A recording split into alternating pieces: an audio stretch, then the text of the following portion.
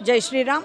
आज समितीच्या वतीने जे पथसंचलन झालं त्या पथसंचलनाच्या बाबतीत जर सांगायचं म्हटलं तर हिंदू धर्म, राष्ट्र आणि प्रेम या सगळ्याचा संगम आज मला पाहायला मिळाला। मलाच काय, आज पूर्ण राहुरीकरांनी आम्ही सगळ्यांनी हा आनंद घेतला।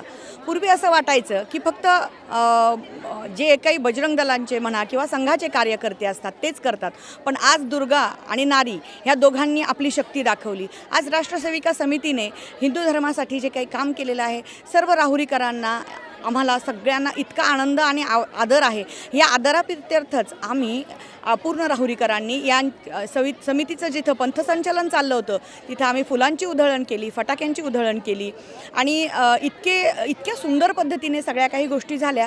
तर ह्या गोष्टी आणखी व्हाव्यात। राष्ट्रकार्यासाठी, देशकार्यासाठी संस्कारांची पण तितकीच गरज आहे जितकी आज आपल्या हिंदू धर्माची संस्कृती वाढवण्यासाठी आहे।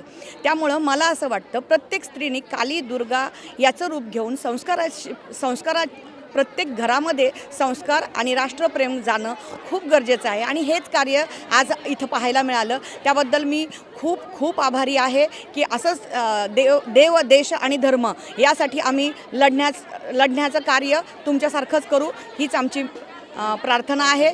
जय महाराष्ट्र, जय भवानी, जय शिवाजी।